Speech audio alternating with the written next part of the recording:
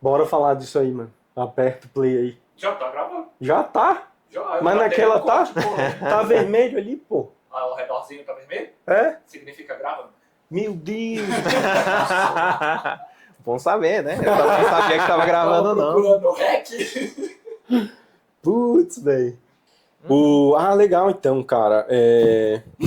O cara muda, né? Não, é que eu vou fazer uma pergunta agora, pô. Estamos no polêmico já. Então, assim, na verdade, você tava falando que trabalhou na UTI, né? Quanto tempo? Quase 8 anos. 8 anos, é? E você começou a sentir esse sofrimento psicológico a partir de qual ano? No primeiro ano. No primeiro ano. Mas pra falar a verdade, acho que é na primeira semana É, mesmo, né? Porque, realidade. infelizmente, não só a realidade, né? Porque realmente é muita pressão para na sua vida.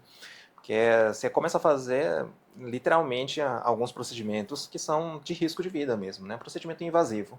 E na hora do procedimento invasivo, não demora uma semana para você fazer algum erro, né, no final das contas, né? Claro que não é classificado como erro médico exatamente, não é exatamente por motivo de negligência ou nada, mas às vezes você acerta sem querer algum vaso e aquilo pode ser fatal para o seu paciente, né? Então, na primeira semana que você trabalha nesses locais que sejam realmente difíceis, né, aquela UTI mesmo, box de emergência da Secretaria de Saúde, onde você vê pacientes extremamente graves, você mata um paciente.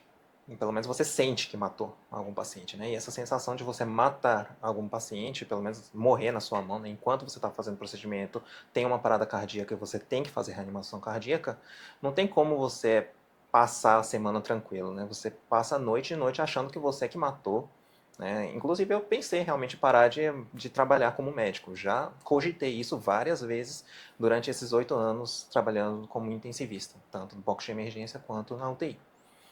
Então, realmente é uma área que não dá para dizer que é prazeroso, convenhamos. Tem gente que gosta por questão de adrenalina, acha que isso é interessante, né? Realmente tem. Até eu não discordo em relação a isso. Eu trabalhei nessa área porque eu pensava nisso, né?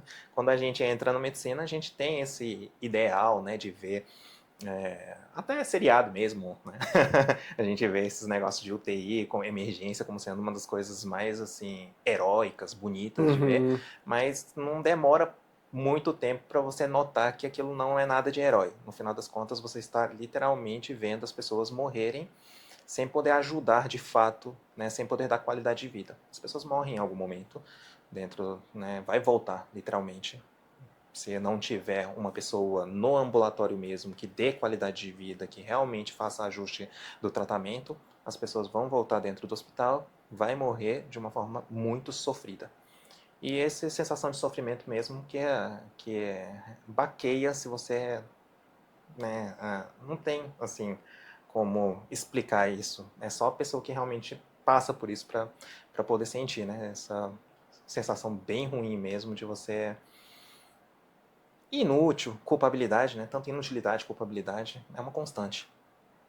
E se você quiser realmente se sentir, né, numa, no seu propósito de oferecer cuidado para o paciente, o que você quis ser realmente médico, porque acredito que todo mundo que tornou médico em algum momento sonha em realmente fazer o bem para a pessoa, né? Até aquelas pessoas que entram nesse mundo mais financeiro, que começam a fazer aquelas coisas mais erradas mesmo de ganhar dinheiro, tenho certeza que essas pessoas inicialmente pensaram em salvar a vida, no final das contas começa a desviar, porque sabe que a realidade é bem diferente do que você sonhou.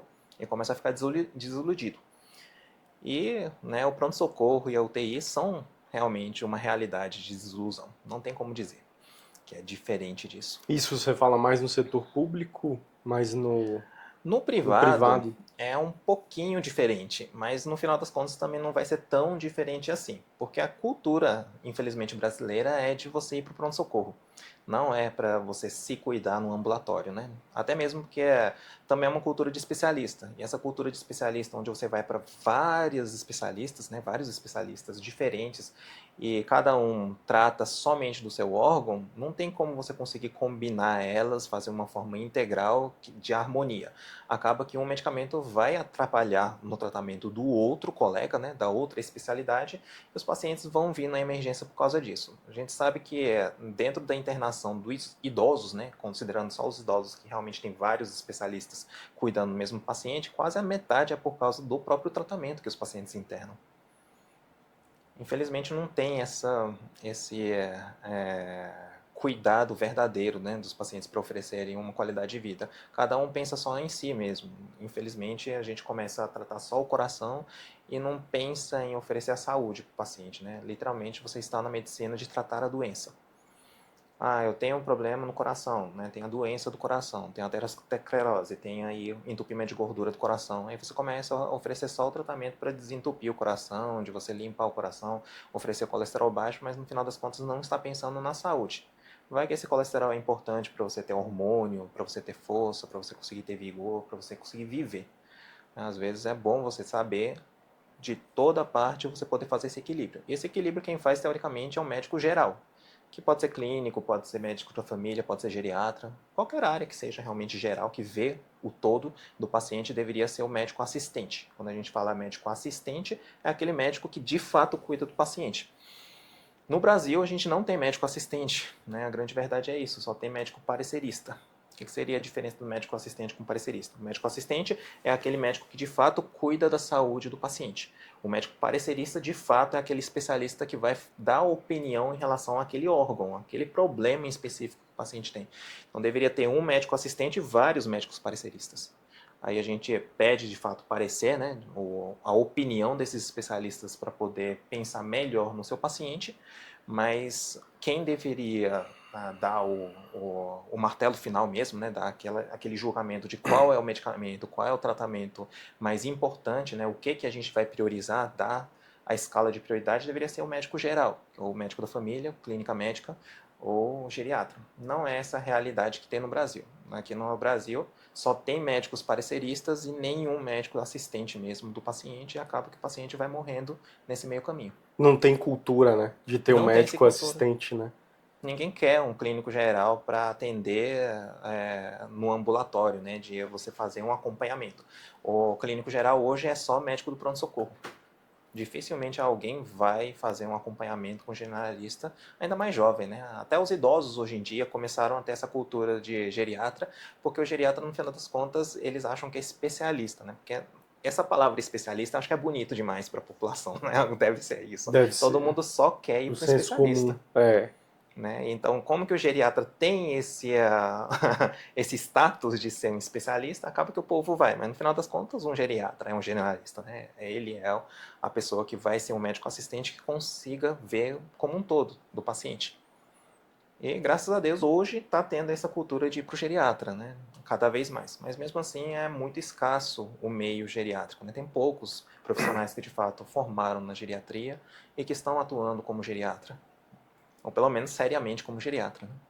Então deixa eu voltar um pouco lá pra base, né? Aí você formou, aí você foi trabalhar direto no SUS. Inicialmente, na realidade, o meu primeiro trabalho foi no pronto-socorro mesmo, de serviço particular. Uhum. Mas em meio ano teve o concurso público da Secretaria de Saúde e acabei fazendo o concurso. Entendi.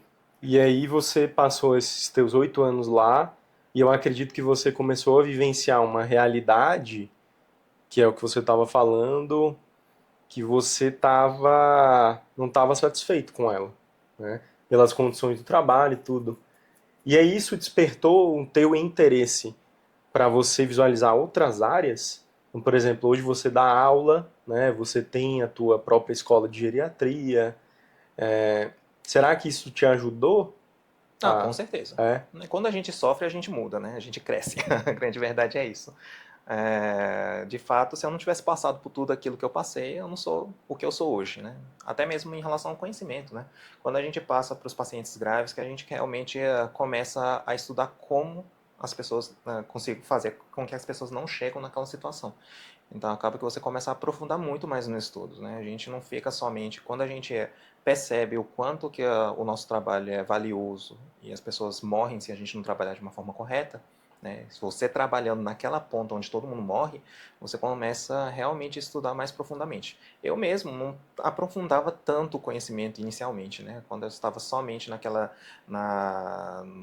parte do pronto-socorro, da porta mesmo, de particular, eu não estudava muito não, né? Eu digo a verdade. Por quê? Porque no final das contas a gente não via as pessoas morrendo lá, né? A gente mandava para os médicos mais gabaritados, né, que estão na UTI, no box de emergência, os casos graves, e a gente só estava atendendo catarro, pigarro, diarreia, aquelas coisas assim que ninguém vai morrer por causa disso. Então, nesse ambiente, a gente quase não estuda tanto assim, né? A gente acaba literalmente tocando serviço para ganhar dinheiro.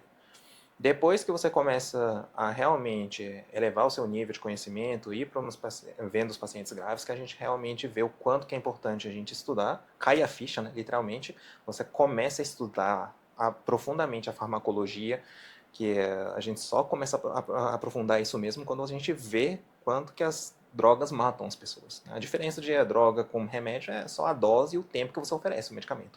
Se você oferecer aquele medicamento ad eterno, em algum momento ele vai ficar do veneno. Assim como se você utilizar uma dose um pouquinho mais alta, aquilo torna veneno. Tanto é que as pessoas internam por causa disso. E a gente só vê isso quando a gente torna um rotineiro da enfermaria, né, rotineiro da internação, onde a gente vê realmente pessoas sofrendo por causa disso, e depois na UTI, no box de emergência, onde a gente vê, de fato, as pessoas morrendo por causa disso. Aí, através dessa visão, indo para o ambulatório e tendo esse conhecimento profundo, a gente começa a conseguir prevenir que as pessoas entram nessa situação. Eu acredito que se eu tivesse ido diretamente para um ambulatório sem ter passado por isso, provavelmente eu ia ser igualzinho os médicos do pronto-socorro mesmo, do serviço particular, onde vai passar um remédio da pressão, vai passar um remédio da diabetes sem pensar em nada, achar que é uma coisa simples, né? Ah, tem diabetes, eu passo aquele remédio. Tem pressão alta, eu passo aquele remédio, vou passando. Eu não vejo aquelas pessoas morrendo por causa do meu remédio que eu passei. Então acaba que você não aprofunda o seu conhecimento, né? Você literalmente começa só a seguir o que a gente chama de guideline, né? Que é uma receita de bolo, literalmente. Tem uma receita de bolo lá dentro da medicina, que se tiver aquela doença, melhor utilizar 80% dos casos dá certo com aquele remédio. Aí você vai lá e ignora os 20%. Dentro da geriatria, quando a gente aprofunda o conhecimento, a gente literalmente aprofunda para a gente conseguir detectar os 20% que não dá certo. Antes da pessoa dar errado, né? Não é simplesmente dar o remédio, esperar que dê errado, né? Descobre que é o 20% e começa a dar o tratamento. Não. Antes disso, a gente tem que detectar isso, senão a pessoa vai morrer, vai para o pronto-socorro, vai para o UTI, vai para o box de emergência. Então, se eu não quiser que isso aconteça, eu tenho que realmente ter a noção, né? No final das contas, você tem que ver aquilo. Literalmente, o que a gente não vê, o coração não sente, né?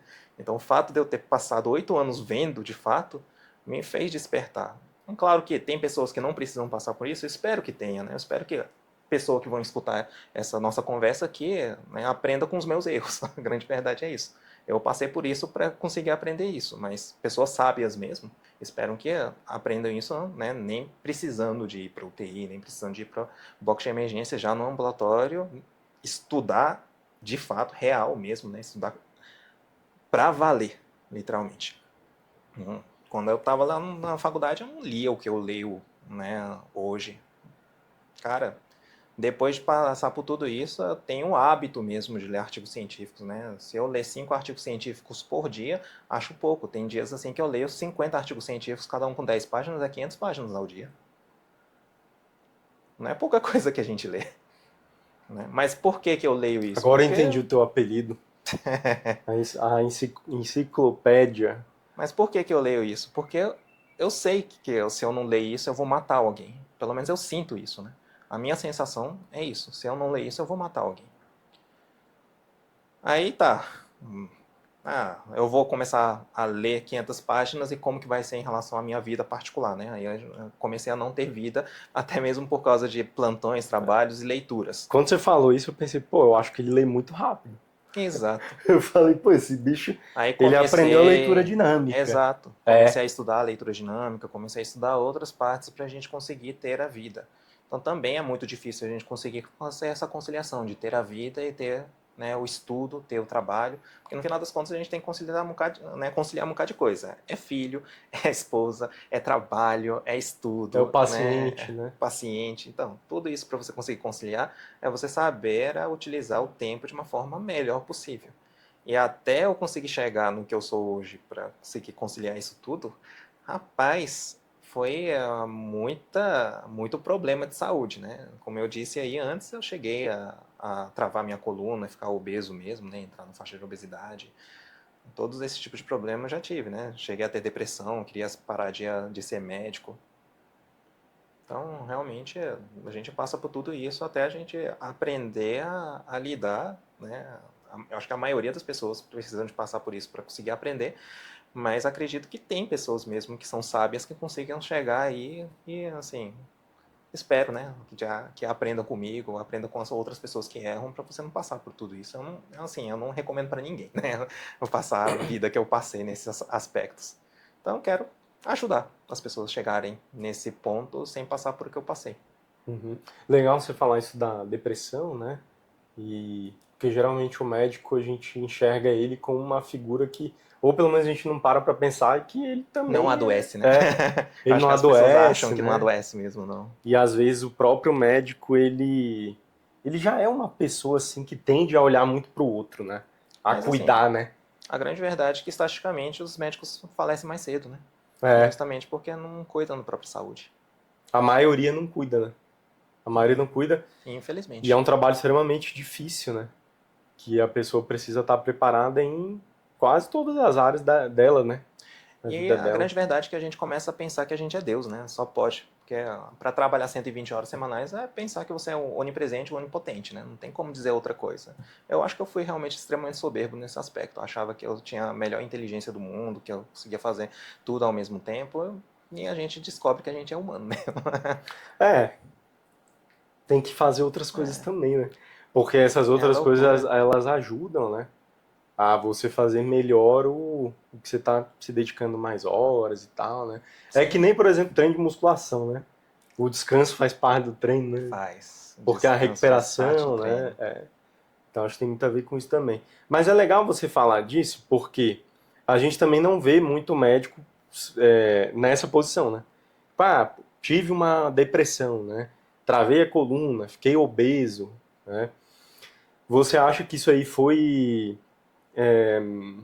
ajudou você a aprender melhor as coisas ou a tomar as decisões que você toma hoje? Com certeza, É, né? Não tem como a gente dizer outra coisa. Se a gente quem erra mais, acerta mais, né? A grande verdade é isso. As pessoas só tornam melhores é porque realmente tem a coragem de errar e assumir que errou, né? O problema é quando a gente não assume que errou. mas você não Então, vai aprender, né? sim. Porque você acha que você fez Até certo. poder compartilhar em É, relação a isso, porque eu já né, passou. Literalmente eu sei que aquilo estava errado, né? Era difícil até eu comentar em relação a isso, né? Até com a minha esposa, com a minha dividir um família, erro. dividir um erro, É, né? Para dizer que aquilo é errado.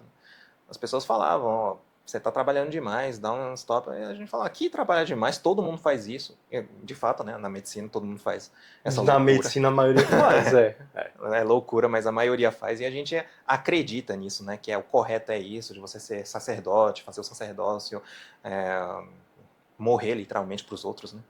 Basicamente isso, mas a gente aprende que no final das contas, se a gente não sobreviver, a gente não consegue salvar outra pessoa, né? É igual no avião. Primeiro quem vai colocar a máscara é você mesmo que tem que colocar a sua máscara quando o avião ajudar está o outro. caindo para ajudar o outro. E isso a gente não faz dentro da medicina e não aprende dentro da medicina. Os nossos mestres, os nossos professores já têm essa cultura que a gente tem que morrer, literalmente. Né? Tem essa mentalidade, É, pelo menos, né? E eu, assim, hoje eu realmente vejo que eu estava errado, né? E que realmente não vou mais fazer isso. e você vê, o próprio curso também, ele é um curso muito volumoso, né? E desgastante. Sim, Então, o curso da medicina é um curso de graduação de 6 anos, que você estuda de manhã, à tarde, no final da graduação você vai fazer ali o internato, né? o Que é um internato. estágio. Então, a pessoa, ela O já é um estágio da curso, medicina né? já era 60 horas semanais, né? Já era 60, Isso. né? Se durante estudante você faz 60 horas semanais, você acha que quando torna profissional dá para fazer 120 horas É, semanais. porque você estudava e fazia 60 horas, né? Exato. Então é uma coisa muito cultural mesmo, né? E aí, até pegando esse gancho, Como você enxerga a medicina hoje, no sentido de como você enxergaria a medicina funcionando para o médico hoje? Você acha que qual deveria ser o caminho para o médico? Primeiro, saber as suas limitações, né? Eu acho que é o primeiro passo de qualquer médico, é literalmente saber as suas limitações. Porque se você não souber a sua limitação, você vai morrer no meio do caminho. Então, sabendo das suas limitações, começar a pedir ajuda. Como eu pedi ajuda para você, né? Que eu não sei fazer essas coisas aqui de gravações, né? Realmente é você E que eu sabe pedi pro fazer. Erics, eu Exato. também não sei. Estamos aí todo mundo junto, justamente pedindo uma ajuda do outro, né? Quando você acha que consegue fazer tudo sozinho e ainda consegue fazer melhor do que os outros, como você começa a ter essa soberba, acaba que você vai morrer no meio do caminho. A grande Precede a verdade é queda, isso. né? Precede a queda, literalmente. Então, não só em relação a isso, né? Até para salvar a vida das outras pessoas, você tem que entender que você sozinho não dá para dar conta de tudo. Então, a gente tem que chamar, né? Ter a equipe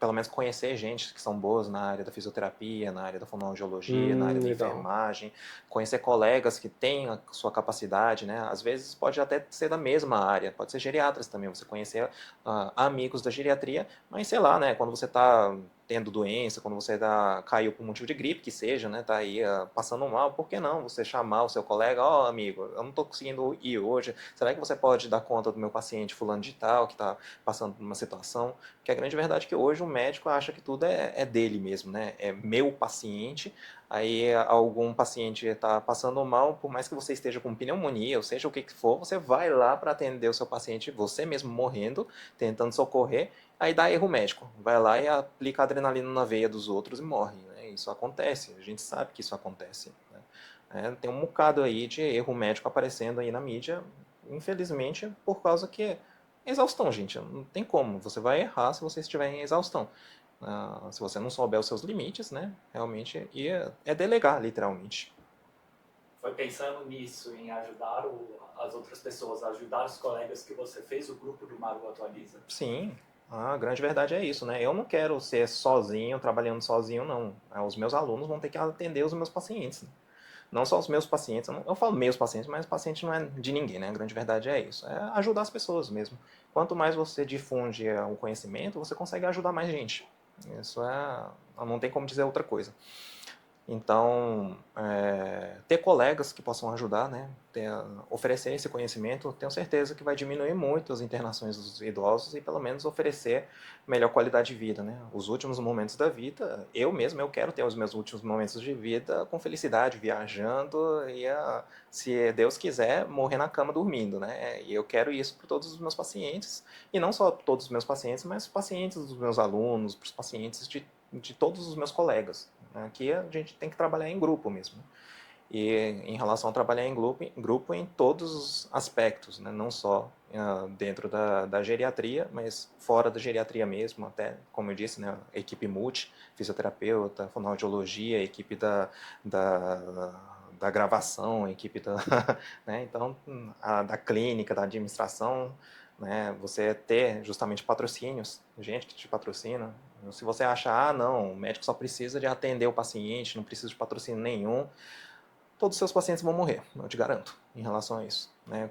Tem vários pacientes que, na realidade, o que o paciente está precisando é de ter condição financeira de comprar um remédio. Comprar o medicamento, né? Então, se você consegue ter um patrocínio de oferecer um medicamento de graça para os seus pacientes, você salva muito mais gente do que você conhecer a medicina. O que adianta eu conhecer que aquele medicamento é o melhor para o paciente e o medicamento custa R$ 2.000 e o paciente não tem condição de comprar aquele remédio? Aquele conhecimento serve para nada, é lixo, literalmente. Você tem um conhecimento que é um lixo. Aí como que eu vou conseguir, né, que esse conhecimento seja útil? Através de outras pessoas, porque eu mesmo não consigo. Então tenho que realmente pedir ajuda para as pessoas, né? Então, para as pessoas que ainda não conhecem o grupo do WhatsApp do Maru Atualiza, o que você poderia contar um pouco mais? O que a pessoa pode encontrar lá? O que tem de diferencial nesse grupo? Por que Primeiro, as pessoas devem colega, né? participar? o que precisa de participar desse grupo, né, do Manual Atualiza, é justamente você conhecer os seus colegas, você ter esse apoio quando você precisar, né, ter amigos mesmo que possam te ajudar. E não só isso, mas você realmente compartilhar os seus casos, né? A gente fica na dúvida quando a gente está no cotidiano, sempre vai ter dúvida. Até eu tenho mesmo, né? Eu estudei pra caramba, mas mesmo assim, sempre vou ter dúvida de um ou outro caso. E ter 300, 400, 1000 pessoas lá no grupo que possam te ajudar, com certeza vai aparecer uma ideia legal para poder aplicar para o seu paciente, né? Então, a Manual Atualiza é um grupo de WhatsApp mesmo que a gente tem lá para colocar o caso clínico que a gente tem dificuldade e damos opiniões. Claro que quem dá mais opinião sou eu mesmo, né? No final das contas, que estudei bastante para isso, para poder ajudar. Eu estou lá para poder ajudar vocês, né? Se vocês precisarem de ajuda, estou lá para isso, né? E temos esse grupo que é gratuito e temos o grupo pago também. E quem só quer grupo gratuito, pelo menos venha e conheça, que vocês vão ver o quanto que você vai poder ajudar o seu paciente, né? Você vai poder mudar o mundo. A ideia mesmo do grupo é para melhorar o mundo, né? E qual a diferença do gratuito para o pago? O que que tem no pago, né? Com certeza está colocando mais tempo teu nisso, né? Sim, Tem no algumas pago a entregas a gente mais, tem a alguns... entrega a mais, temos as videoaulas mesmo, ao vivo, a gente consegue fazer a tira dúvida ao vivo mesmo, né? Não é diferente de você simplesmente colocar por escrito um caso clínico e a gente respondendo pontualmente. A gente pode dar dicas, inclusive, de como que você deve fazer uma avaliação do paciente, o exame físico do paciente, conversar em relação às melhores metodologias, não só do ponto de vista médico, técnico mesmo, mas até em relação a como que você vai conversar com o seu paciente, né? Como que você deve comunicar aquelas notícias para os seus pacientes. A gente pode ajudar até em relação né, até ter conexão mesmo, network, né, que é muito importante nesse aspecto. Então estamos aí para poder ajudar em vários aspectos, né? A mentoria mesmo que a gente oferece não é uma simples oferta de conhecimento científico. A gente dá um conhecimento para a vida real, onde o principal foco é gerar felicidade. Não dá para dizer outra coisa, né? A gente quer realmente que as pessoas sintam felizes, não só pelo seu próprio trabalho, né? Ter o orgulho do seu próprio trabalho, mas saber as suas limitações e poder ter a ajuda, ter esse acolhimento para entender que você não é sozinho. O pior da UTI também é isso, né? Porque você fica naquele quartinho pequenininho, Uhum. só você com um paciente extremamente grave, né?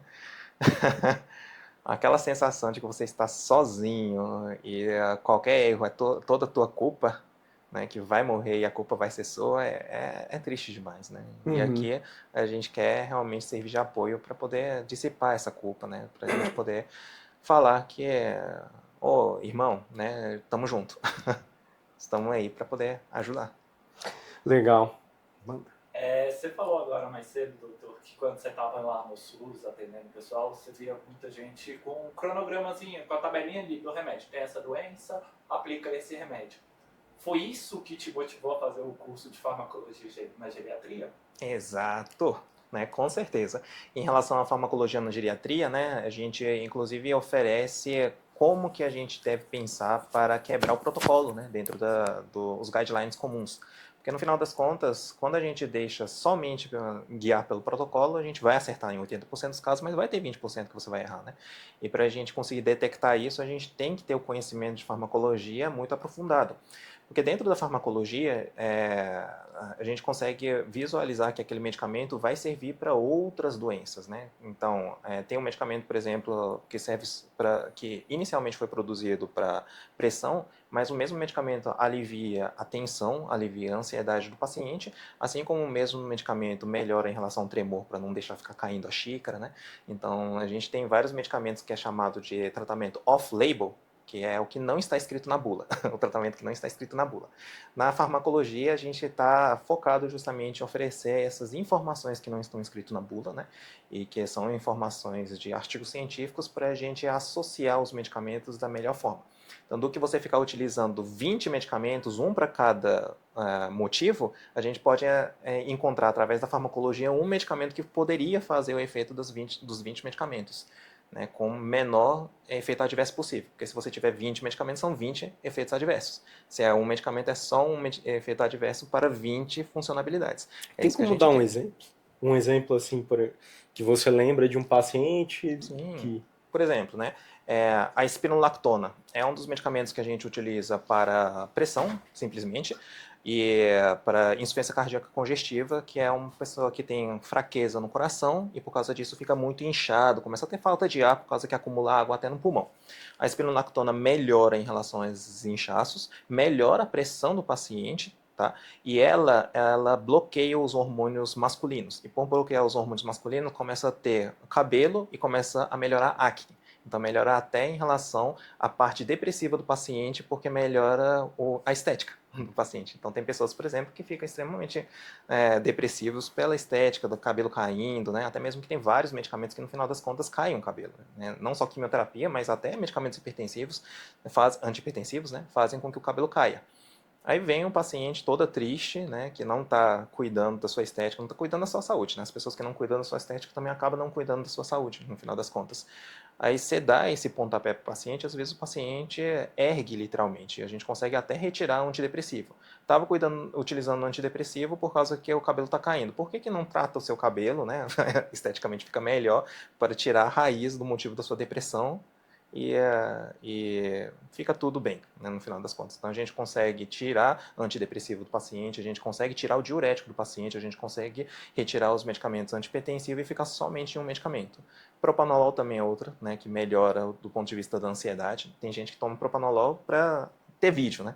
Na hora do vídeo tem pessoas que tremem, que ficam ansioso, o coração batendo Ou rápido. vai casar, Isso, toma um comprimido de propanolol. Aquilo lá serve também para tremor, serve para ansiedade, serve para sangramento gastrointestinal. Então tem pessoas que têm cirrose.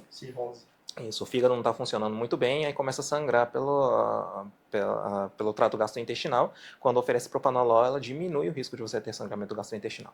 Então, um paciente cirrótico que é ansioso, que tem pressão alta, o melhor medicamento é propanolol. Só que a gente vê na prática, tem pressão alta, primeira escolha para pressão, losartana.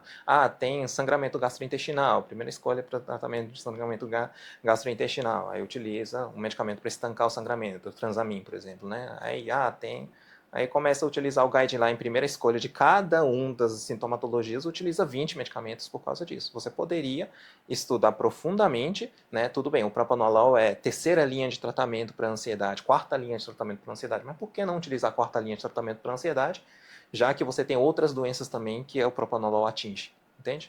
E é um medicamento arcaico, porque o propanolol, na realidade, é um dos primeiros medicamentos que teve na medicina para pressão, né? Aí você esquece esse medicamento, né? Literalmente deixa de escanteio só porque é um medicamento mais antigo e começa a utilizar os medicamentos mais novos, mais caros, que está no guideline. Porque o guideline também, eles colocam, na realidade, é a tendência de todo mundo, né? As pessoas gostam de novidade. As pessoas gostam daquela coisa assim, que é o melhor medicamento porque é o mais novo. Tecnologia. Às vezes o medicamento não é o medicamento mais novo. Pode ser que seja um medicamento mais arcaico, mais barato que tenha, pode ser até melhor do que o medicamento mais caro que tem. Inclusive, quando eu faço essa troca, tem muita gente que agradece e vem para o meu consultório justamente porque barateia demais os custos do paciente. Porque esse remédio é de graça, né? O propanolol você pega no SUS de graça, sendo que o paciente estava utilizando 3 medicamentos que cada um gastava R$ 200. Então, pelo menos R$ 600 por mês ele fica, né, sem pagar. Se a gente for considerar isso, em 3 meses, o cara está poupando R$ 1.800, ele não vai reclamar se você cobrar R$ 1.800 por sua consulta.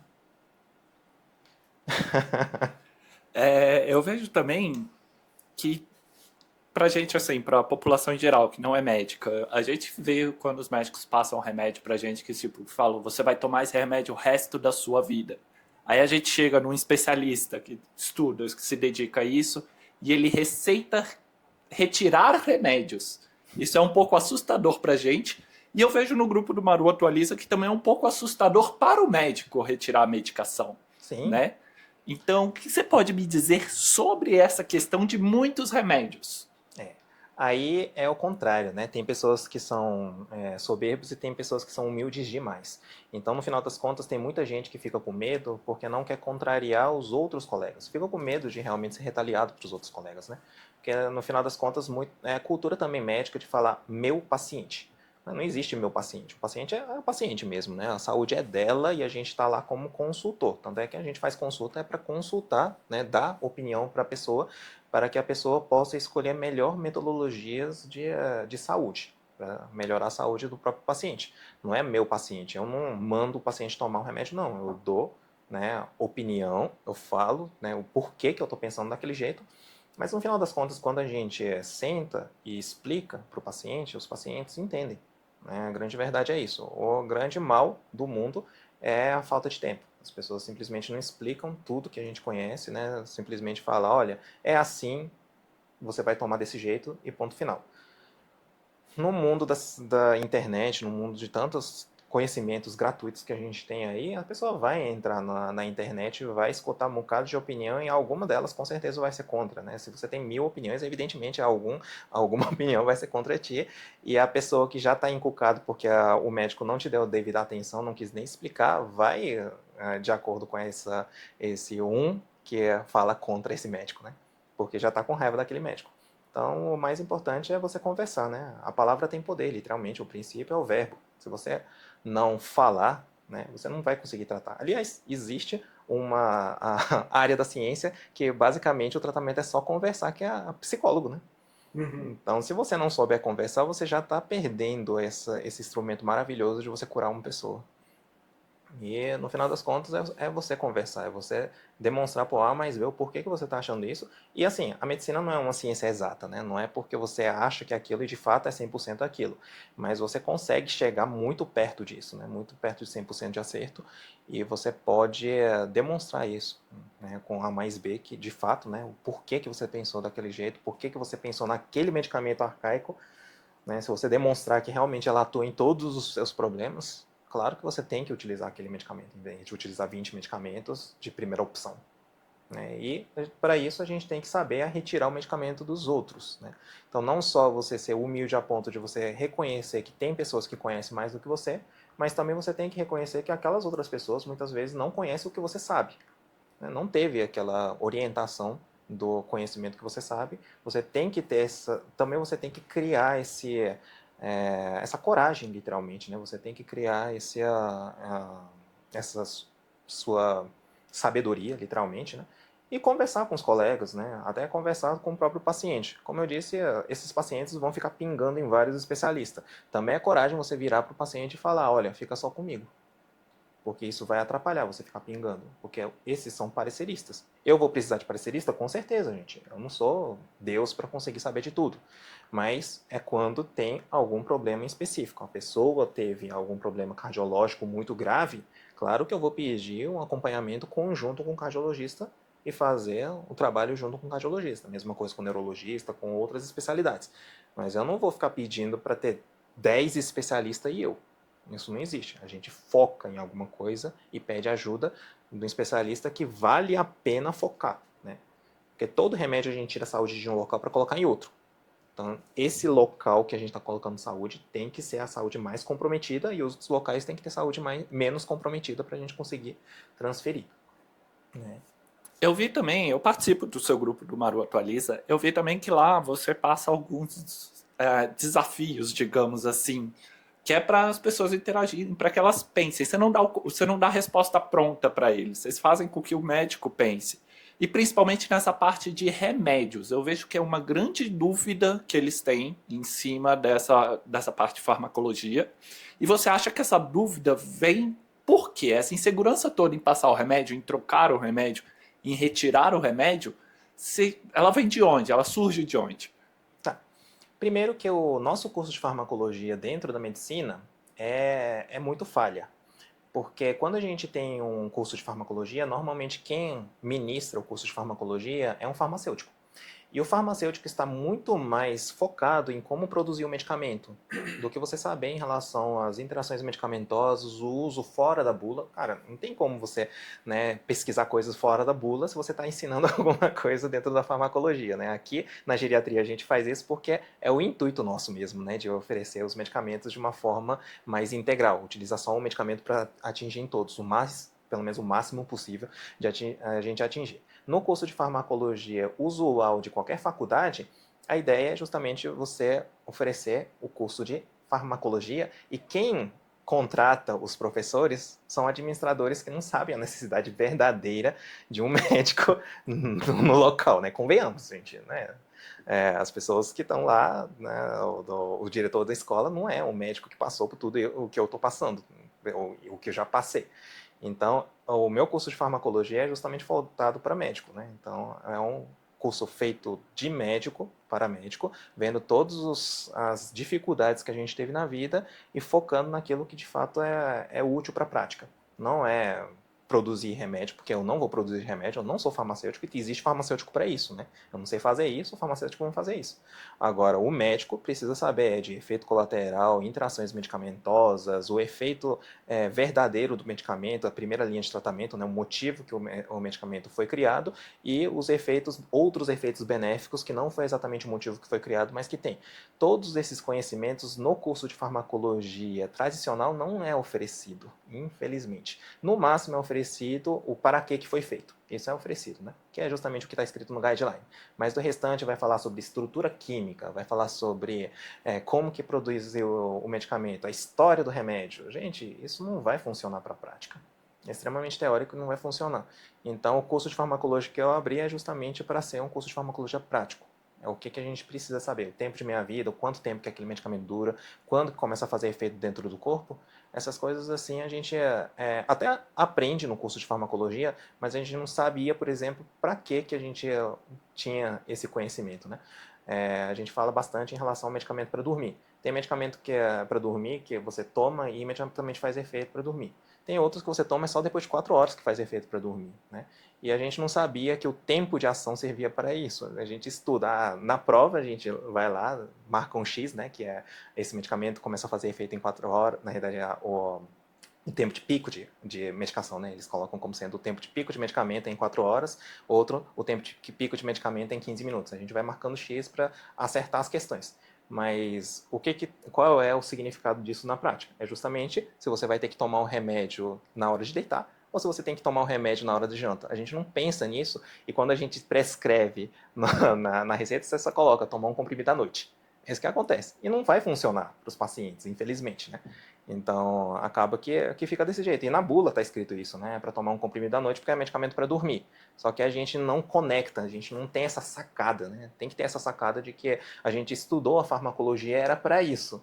Mas a farmacologia a gente estuda no meio da medicina, aí quando a gente vai prescrever, a gente já esqueceu tudo da farmacologia e não sabe para que a gente estudou aquele conhecimento da farmacologia e acaba indo para o espaço. Então, estou chamando para reaprender a farmacologia, lembrar e mostrar o para que daquele conhecimento, né? Porque a maioria das vezes só fala o conhecimento e não explica o para que daquele conhecimento. Estamos aí para isso. E você poderia dizer 2 ou 3 módulozinhos que o seu curso tem que não é comum ver em um curso de medicina tradicional? Off-label, tratamento off-label dos medicamentos, duvido que vai ter isso, né? Em outros locais em relação à farmacologia. A gente tem o módulo dentro da farmacologia separado em módulos de especialidade, né? Então vai ter a farmacologia dentro da neurogeriatria, a farmacologia dentro da cardiogeriatria. Então a gente está especificando justamente de acordo com a localidade, mas mesmo dentro dessas localidades a gente vai sempre trazer de outras áreas. Então a gente não fica focando somente naquela área, mesmo naquele módulo. Então, se tem um medicamento que é excelente para o coração, na maioria dos cursos só vai falar que é excelente para o coração, mas a gente vai falar que é podre em qual local. Né? Então a gente vai literalmente apontar o podre daquele medicamento. E isso acredito que quase nenhum curso faz, né? Até mesmo porque quando a gente estuda artigo científico, né, tem vários artigos científicos que no final das contas é patrocinado por farmácia, né? Então é literalmente uma propaganda. A gente sabe que a gente vive de propaganda, né? Sem a propaganda a gente não vive. Então até que eu contratei vocês para isso. E como foi criado o curso de farmacologia? Como você teve a ideia? Aonde você buscou as informações? Aonde você sentiu que era uma dúvida da maioria dos médicos, como a gente vê no comportamento dentro do grupo, que eles têm essas dúvidas? Através dos alunos mesmo. Literalmente foi através dos alunos. Aliás, né, a Maru Atualiza, hoje, foi criado na realidade pelos meus alunos. Eu dava aula no pós-graduação, os meninos da pós-graduação, quando formaram, Eles falaram, não, doutor Yurro, quero continuar tendo aula contigo, eu quero ter atualizações, eu quero aprender mais, né? E formaram um grupo de WhatsApp e começaram a falar, ó, doutor, eu pago para você, eu quero que você fique aqui. Aí eu aceitei o desafio, né? Continuo dando aula, assim, foi crescendo, graças a Deus. Então, o início mesmo foi através dos próprios alunos querendo esse conhecimento. E quando chegou até um determinado número aí, eu perguntei qual é a maior dificuldade dos alunos, né? Fiz até uma enquete mesmo, básico dentro do WhatsApp, mandei para o WhatsApp e todo mundo falou, não, eu quero um curso de farmacologia. Dentro de, saber, um curso de demência, um curso de psiquiatria, um curso Delírio. de delírio, coloquei um bocado de opções lá e o que disparou foi da farmacologia, né? Vi que o pessoal realmente sente a diferença do conhecimento de farmacologia, né, que a gente, geriatra, tem em comparação com as demais áreas. Somos especialistas em remédio, né? Não tem como.